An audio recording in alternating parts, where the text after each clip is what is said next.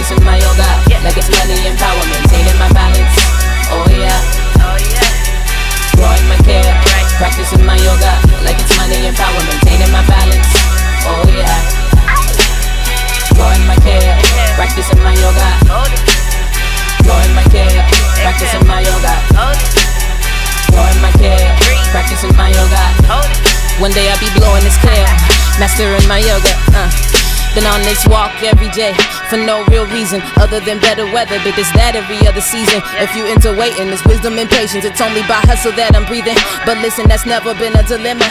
Look, I got places I'm trying to be in. Look, I got boys and they need their dinner. I remember when I didn't feel it. Back again from the Austin Public Library, sitting down with Anya, local performer, rapper. Thankful she's sitting down with us. Thank you very much. She's got a mixtape called Kale and Yoga coming out hopefully in May. The website's officialanya.com. Officialanya.com.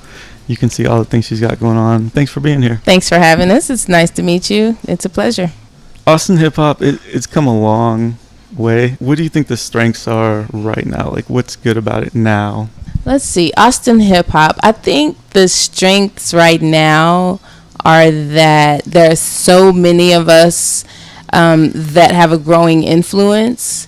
We have venues that we are able to easily get a hold of to put ourselves on shows, to put our comrades on shows. And it just seems like people are starting to take notice of that influence. And clubs and venues are trying to entice us in there and really get behind us and support the Austin hip-hop scene.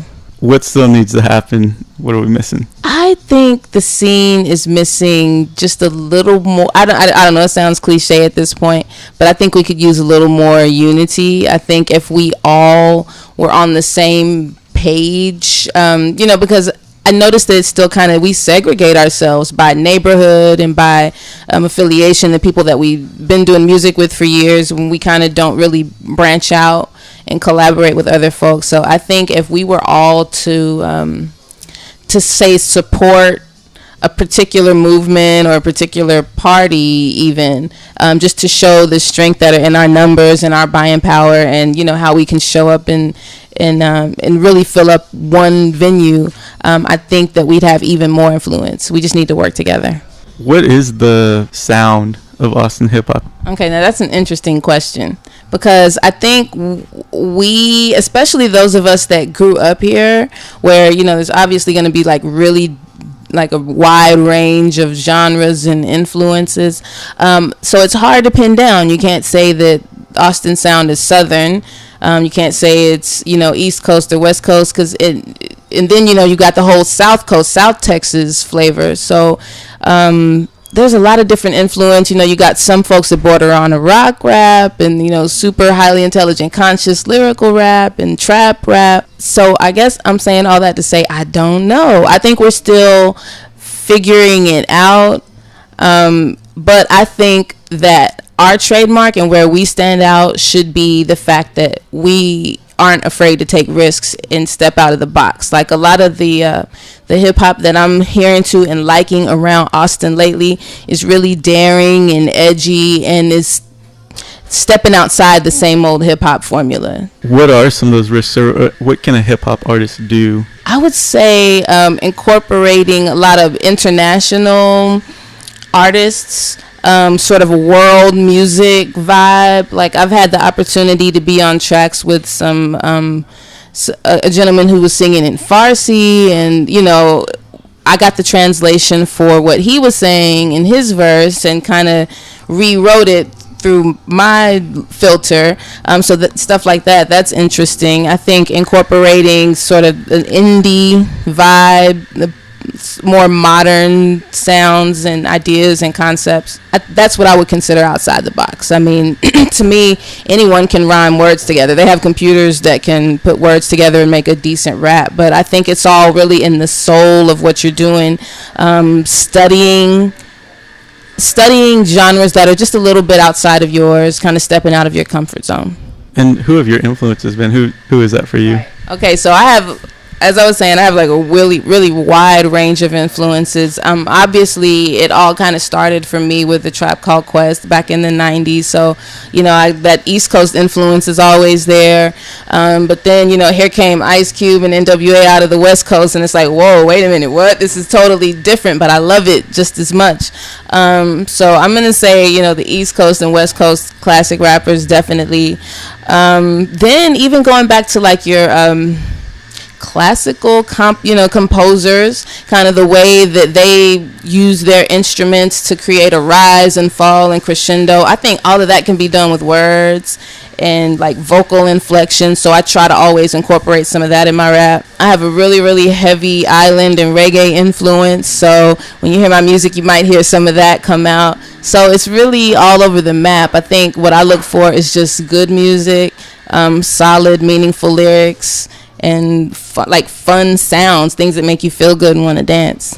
What's your writing process? Are you getting a beat, kind of following the vibe that it gives you, or writing something and then looking for a beat that fits that? I mean, how do you work it? Okay, that's a good question. And I think being an artist, it's important to figure out your creative process. And once you do, stick to it if it works. But I usually start with the beat. Yeah, I look for a certain style. I think about how it makes me feel, and I think about the story that I want to tell. For Kale and Yoga, this mixtape, these are all beats that I kind of just found that sounded good and sounded current and that struck something in me.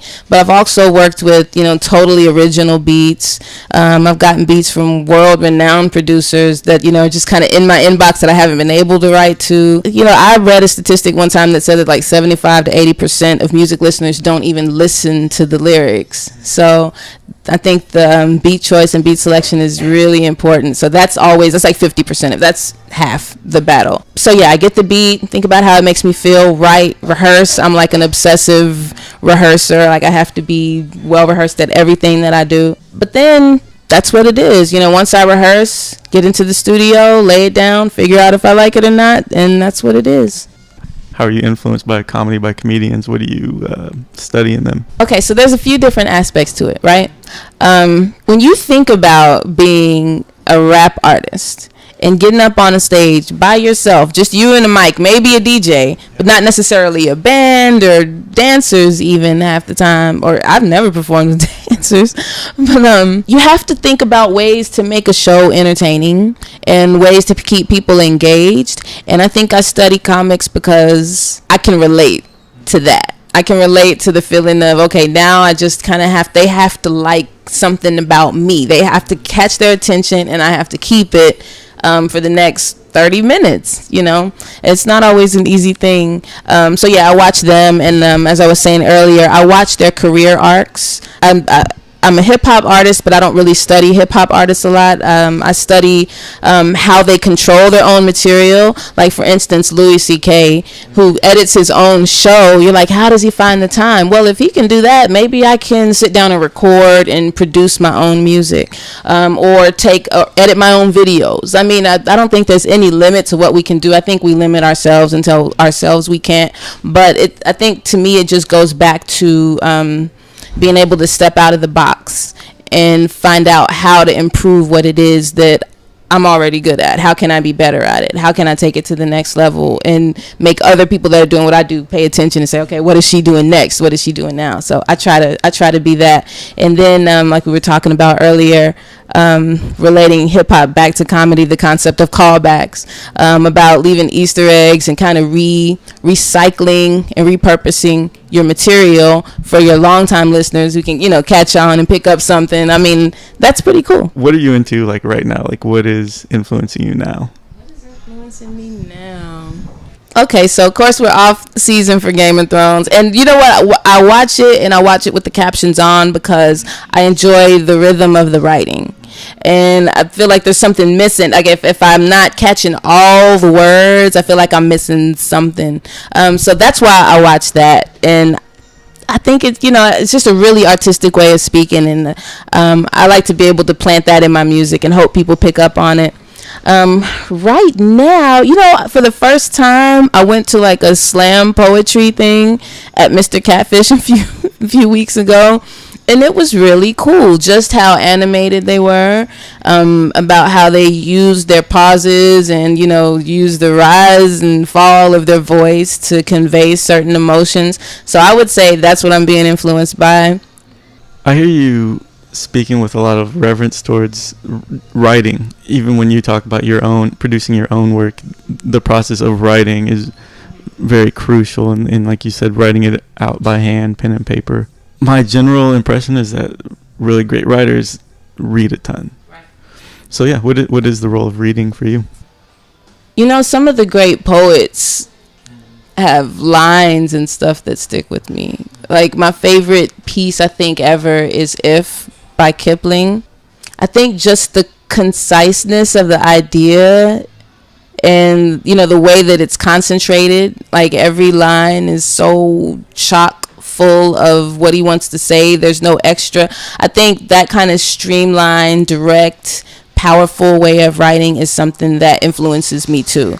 So, and going back to writing again, I think it's good to be able to physically write it, because you can always go through and you can cross out what you don't need. You can cross out, do I need that do I need that but? Do I really need an and? What word could I be using better? Oh, this might rhyme better here and there. And I think that that's what a lot of rappers miss when they say that they don't write, is the opportunity just to go back and condense your work into something perfect, and just to make sure that every word serves a purpose. I wrap my mind around a lot, hundreds of thousands of islands. I can either find me one or not. I think I can find me one tonight, because I'm clever with what I got. How about I've been growing my care, practicing my yoga, like it's money and power, maintaining my balance. Oh yeah. Growing my care, practicing my yoga, like it's money and power, maintaining my balance. Oh yeah. Growing my care, practicing my yoga. Growing my care, practicing my yoga. Growing my care, practicing my yoga. One day I'll be blowing this scale, mastering my yoga.